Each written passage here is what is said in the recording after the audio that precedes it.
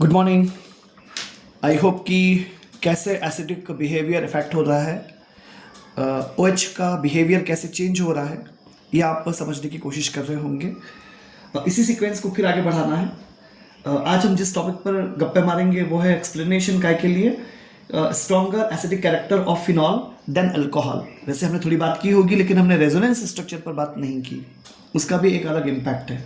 और resonance structure का ही फिर आगे और ज़्यादा हम उसको एनालाइज करेंगे तो पता चलेगा कि हम सब्सटीट्यूट्स जो करते हैं इलेक्ट्रॉन विड्रॉइंग ग्रुप या इलेक्ट्रॉन रिलीजिंग ग्रुप के फिनॉल के मतलब बेंजीन रिंग के ऊपर, तो फिर उसमें एसिडिक स्ट्रेंथ पे फ़र्क पड़ता है। तो आज हम कोशिश करेंगे इतनी बातें करने की।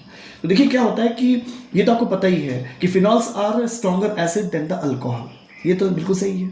अच्छा, एक अगर आप थोड़ा विचार करें तो देखो अल्कोहल में क्या है, आपने कहा ROH है, ओके।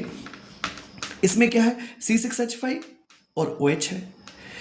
ऐसा क्या हुआ कि फिनॉल में ये जो OH ग्रुप है ये ज़्यादा एसिडिक हो गया इन कंपैरिजन टू अल्कोहल के OH ग्रुप के कंपैरिजन में। Are getting me what I am speaking? मैं ये कह रहा हूं कि फिनॉल का OH ग्रुप ज़्यादा एसिडिक होता है इन कंपैरिजन टू अल्कोहल के एसिडिक ग्रुप के। भी अल्कोहल में भी OH है, इसमें भी OH है, पर फिनॉल का OH ज़्यादा जो है एसिडिक हो गया और अल्कोहल का जो OH है वो इतना एसिडिक नहीं हो पाया। तो उसके पीछे क्या कॉज है? तो शायद इस क्वेश्चन का जवाब मिल सकता है एक और इंपॉर्टेंट फैक्ट पे। होता क्या है, आपको पता है इसमें एसिडिक होना मतलब H को बाहर फेंकना है।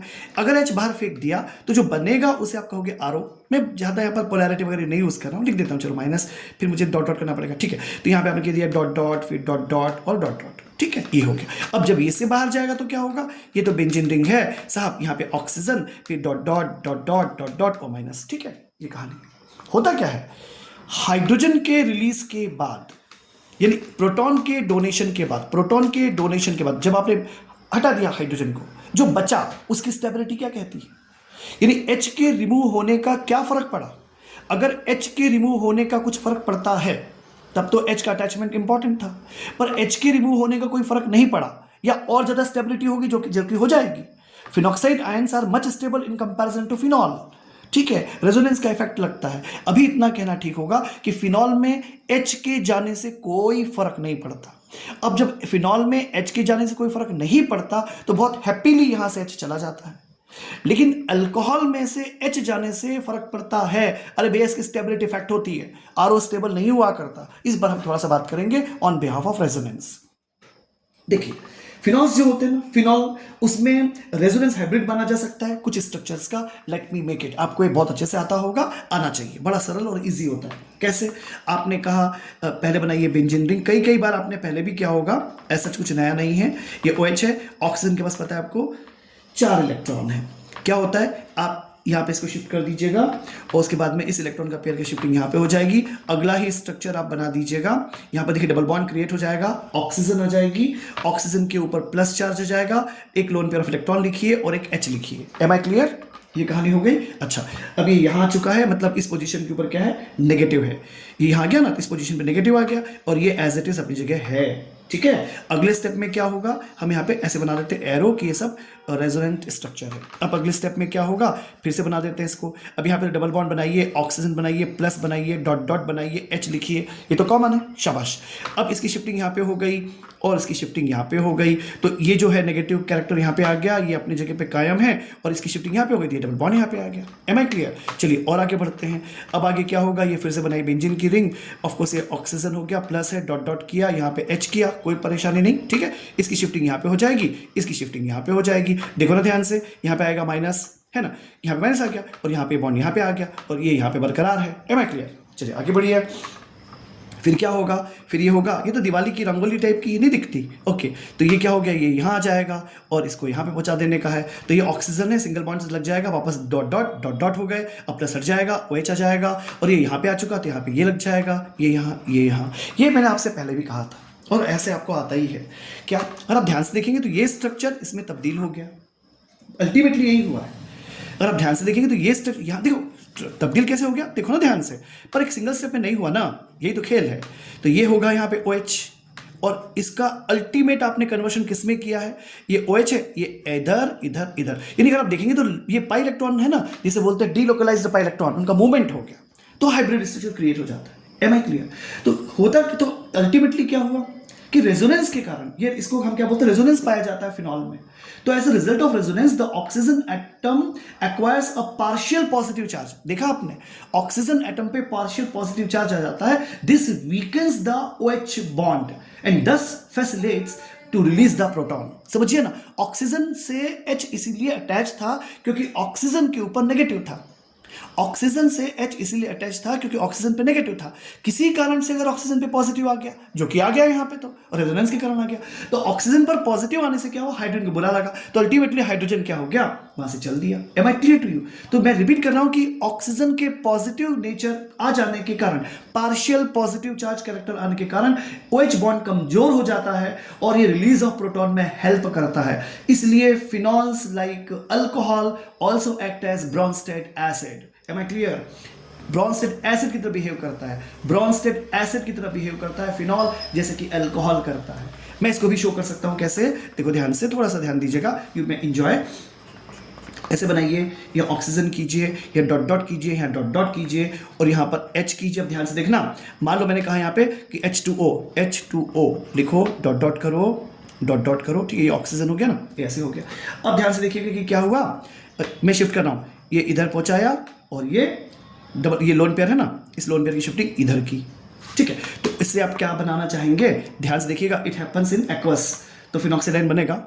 मैं इसे नीचे लिख देता हूँ एक्वस पहले ही, ओके। ये हो गया ऑक्सीजन, ठीक है, और यहाँ पर क्या हो गया, डॉट डॉट, फिर डॉट डॉट, फिर डॉट डॉट, और फिर आएगा माइनस, ये बन गया फिनॉक्साइड आयन, ये बन गया फिनॉक्साइड आयन, और ये प्लस हो गया H3O प्लस। ध्यान से देखिए कि क्या चेंजेस हो गए, फिनॉक्साइड आयन बन गया, मतलब H के विदा हो गया, यहाँ से H बाहर हो गया। Am I clear? H बाहर हो गया मतलब उसने एक्सेप्ट कर लिया lone pair of electron. Am I clear? This is the story going on, यानी ये डोनर हो गया इलेक्ट्रॉन का, पेयर का, है ना, ये एक्सेप्टर हो गया। अब एक्सेप्टर हो गया तो क्या हो गया, ब्रोंस्टेड एसिड हो गया। ये क्या शो हो रहा है, ये क्या हो गया, BRONSTED, ब्रोंस्टेड क्या हो गया, ये एसिड हो गया। Am I clear? ये सिंपल से इसकी कहानी हो गई, ठीक है। अच्छा, मैं एक दो बातें आपसे और कहूँ, छोटा सा स्टेटमेंट है, ध्यान से सुनना, कि देखो, since phenoxide ion is more stable then phenol, repeat कर रहा हूँ, phenoxide ion is more stable then phenol, it has little tendency to accept a proton from strong acids or donate its pair of electron to a proton to form protonated phenol. This means that phenol do not have a Bronsted or Lewis bases. समझ में आपको आया? क्या समझ में आया? Phenol जो है do not behave as Bronsted और लिविस बेसिस। ध्यान रखना अच्छी तरह से इस बारे में। ये मैं फिर से रिपीट कर रहा हूँ कि एक एक्सेप्ट करने की प्रोटॉन की टेंडेंसी है स्ट्रॉन्ग एसिड के साथ, या अपना लोन पेयर डोनेट करने की टेंडेंसी है, समझना अच्छी तरह से, ठीक है, प्रोटोनेटेड फिनॉल के लिए। इसका मतलब यह हुआ कि phenol do not behave as Bronsted और लिविस बेसिस। ध्यान रखना, ये ब्रॉन्स्टेड एसिड होता है, ये ब्रॉन्स्टेड बेस नहीं होगा। मैं फिर से रिपीट कर रहा हूं, phenol do not behave as Bronsted और Lewis base. Am I clear? तो ये सिंपल सी कहानी हो गई, क्योंकि ये प्रोटॉन एक्सेप्ट कर लिया ना, इसने एक्सेप्टेंस है, ध्यान से समझने की कोशिश करो, ठीक है। चलिए और बात करते हैं। अच्छा, आपको पता है फिनॉक्साइड जो आयन बन गया ना, उसमें भी क्या होता है, रेजोनेंस हाइब्रिड होता है। फिनॉक्साइड में भी रेजोनेंस हाइब्रिड है, वो एक्जैक्टली वैसे ही जैसे थोड़ी देर पहले किया था। फिर से करते, मजा आएगा। तो क्या हुआ, मतलब मेरे को तो आएगा ही, तुम्हें आया नहीं आया, तो क्या हुआ, ये ऐसे, ये ऐसे, ये ऐसे, ओके, ये ऑक्सीजन है, इस पर डॉट डॉट लगाओ, डॉट डॉट लगाओ, एक और लगाओ, माइनस भी लगाओ, ठीक है। अब वो शिफ्टिंग करना शुरू कर दो। अब इलेक्ट्रॉन का पेयर यहाँ आ जाएगा, तो अब ध्यान से देखो ना प्लीज, यहाँ क्या हो जाएगा, ये हो जाएगा डबल बॉन्ड।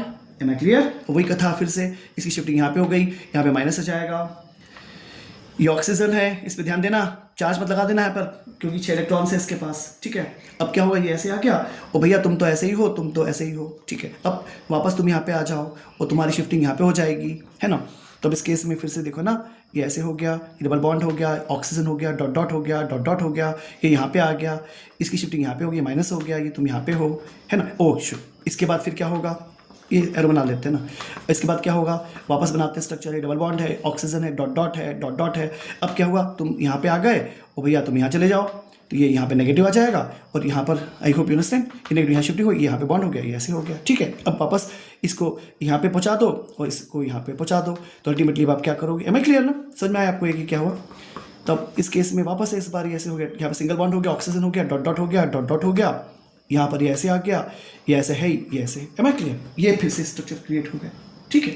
आप क्या देख रहे हो, मतलब हमने क्या सीखा, both phenol and phenoxide ions are stabilised by resonance. Am I clear? लेकिन एक चीज इंपॉर्टेंट है, phenoxide ion is better stabilised than phenol. समझिए मेरी बात को, क्योंकि इसमें ऑक्सीजन पॉजिटिव कैरेक्टर कहीं पे भी समझने की कोशिश है ही नहीं उसके ऊपर। उसके पहले क्या था, पॉजिटिव चार्ज कैरेक्टर था और तब हाइड्रोजन गया। Phenol has a strong tendency to form more stable phenoxide ion by releasing a proton. Phenol को हाइड्रोजन बाहर फेंकने के बाद में जो है एक रिलीज करेगा प्रोटॉन, तब जाके बनाएगा फिनॉक्साइड आयन, और फिनॉक्साइड आयन ज्यादा स्टेबल होता है। तो फिनॉक्साइड आयन ज्यादा स्टेबल होता है। Am I clear? तो फिनॉल का स्ट्रक्चर भी था रेजोनेंस का और फिनॉक्साइड आयन का भी था। अल्कोहल में इस तरह का कुछ भी रेजोनेंस नहीं पाया जाता। जो अल्कोहल है, आप बोल सकते हो कि in contrast neither the alcohol nor the alkoxide ion is stabilised by resonance, उसमें नहीं पाया जाता। साहेब आप ओ लिखिए, एच लिखिए, डॉट डॉट कीजिए, डॉट डॉट कीजिए, और इस पर वही फिर से ओ और एच, तो इस पर डॉट डॉट कीजिए, डॉट डॉट कीजिए, और ये इसका यहाँ पे अटैक हुआ। ऑफ कोर्स इसकी शिफ्टिंग यहाँ पे करो, इसकी शिफ्टिंग यहाँ पे करो, तो नेचुरली क्या होगा, मैं ध्यान से मैं क्या कर रहा हूँ, ऐसे कर रहा हूँ, यहाँ लिख रहा हूँ आर, यहाँ लिख रहा हूँ ओ, यहाँ लिख रहा हूँ dot dot dot dot dot dot minus कर रहा हूँ, और यहाँ लिख रहा हूँ प्लस H3O और फिर इसको क्रॉस कर रहा हूँ।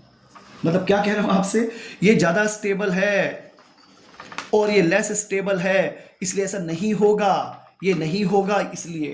M I clear? तो दिमाग में रखिएगा इस बात को कि ऐसा नहीं होगा। ध्यान दीजिएगा कि alkoxide ion due to presence of formal negative charge has greater energy and hence less stable than the alcohol molecule. ध्यान से सुनना, क्या कहा मैंने आपसे, एल्कोक्साइड आयन के पास नेगेटिव चार्ज होता है, फॉर्मल नेगेटिव चार्ज होता है, और इसीलिए इसमें एनर्जी ज्यादा होती है और ये कम स्टेबल हो जाता है, तो अल्कोहल के कंपैरिजन में कम स्टेबल होता है। लेकिन plus I effect of the alkyl group further intensifies the negative charge on the oxygen atom, thereby further destabilise कर देता है उसको, किसको, अल्कोक्साइड आयन को, relative to the alcohol molecule. क्योंकि एक तो करेला ऊपर से नीम चढ़ा, मतलब क्या हुआ, एक तो एनर्जी ज्यादा उसमें, ऊपर से प्लस इफेक्ट भी आ गया, तो अल्टीमेटली स्टेबिलिटी उसकी और भी कम हो गई। Am I clear to you? ये सिंपल सी कहानी है। ध्यान दीजिएगा, plus effect of the alkyl group increases the electron density around the oxygen atom in alcohol molecule. समझिएगा, प्लस आई के कारण अल्कोहल मॉलिक्यूल में क्या होता है, इलेक्ट्रॉन की डेंसिटी बढ़ती है। This makes heterolytic cleavage of OH bond more difficult, इसीलिए अल्कोहल में हेट्रोलिटिक क्लैवेज जो है वो डिफिकल्ट हो जाता है। अल्टीमेटली आप क्या कह सकते हो कि alcohol have a negligible tendency to form less stable alkoxide by releasing a proton. Alcohol में प्रोटॉन को रिलीज करके अल्कोक्साइड बनाने की टेंडेंसी बिल्कुल फीबल होती है, कमजोर होती है, अपने से कम स्टेबल पे वो नहीं जाना चाहेंगे। पहले मैंने बात की शुरुआत जब मैं आपसे कहा था, H के निकल जाने से क्या फर्क पड़ता है, जो फिनॉल था उसे कोई फर्क नहीं पड़ रहा, उल्टे वो ज्यादा स्टेबल हो रहा है, तो फिनॉक्साइड आयन ज्यादा स्टेबल हो रहा है, तो H का जाना बेहतर होगा। ऑफ कोर्स यहां पर क्या हो रहा है, H के जाने से इसकी जान सूख रही है, मतलब RO जो है स्टेबल ही नहीं है, स्टेबल नहीं तो ये नहीं चाहेगा कि H जाए। Am I clear? ये सिंथेसिस की कहानी होती है। तो I hope you understand what the logic is on. ठीक है, अच्छा अब देखो, अब इंपॉर्टेंट कंसेप्ट ये आता है कि जो सब्स्टिट्यूएंट्स होते हैं उसका क्या इफेक्ट होता है। आपको पता है इलेक्ट्रॉन विड्रॉइंग ग्रुप क्या होता है? इलेक्ट्रॉन विड्रॉइंग ग्रुप यानी मतलब withdraws electrons, डिस्पर्सेस the negative charge, stabilises the phenoxide ion, मतलब फिनॉल, और मतलब उसकी स्टेबलाइजेशन में क्या फर्क पड़ेगा। तो हम पढ़ते हैं कि इलेक्ट्रॉन विड्रॉइंग ग्रुप क्या करेगा और इलेक्ट्रॉन रिलीजिंग ग्रुप क्या करेगा। रफली क्या कहें, सपोज मैंने आपसे कहा कि suppose I might have with me this OH, और यहाँ पर आपने क्या किया, इलेक्ट्रॉन विड्रॉइंग ग्रुप मैंने शो किया।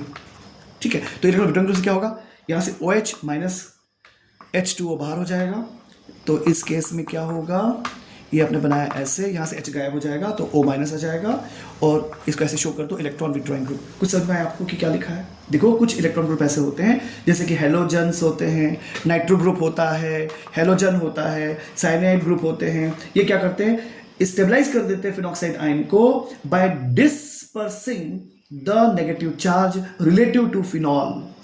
इससे क्या होता है, एसिडिक स्ट्रेंथ इंक्रीज हो जाती है। देखो नेगेटिव चार्ज जितना ज्यादा होगा, नेगेटिव चार्ज जितना ज्यादा होगा, ध्यान देना, नेगेटिव चार्ज जितना ज्यादा होगा एनर्जी ज्यादा हो जाती है।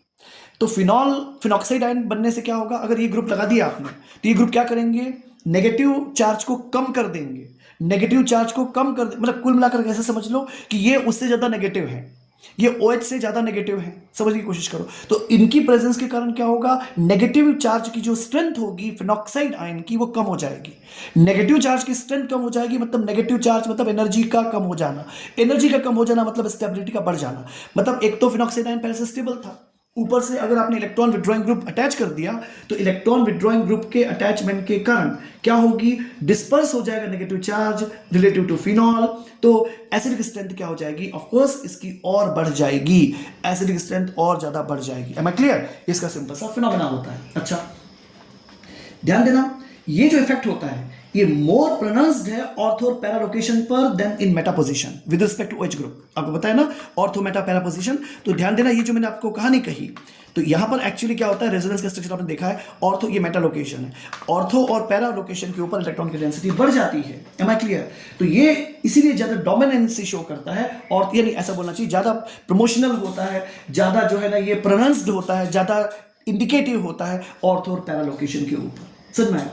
अगले स्ट्रेंथ में हम ऐसे स्ट्रेंथ कंपेयर करते हैं नाइट्रोफिनॉल्स की और देखते हैं कि मेथॉक्सी के साथ क्या होगा, अमीनोफिनॉल के साथ क्या हो सकता है, उनकी स्ट्रेंथ का क्या है, अक्रिजोल्स होते हैं उसमें क्या हो पाएगा। तो आई होप कि इसे हम नेक्स्ट पे पहुंचाते हैं। ठीक है, सो प्लीज गुड डे और कीप ऑन स्टडीज।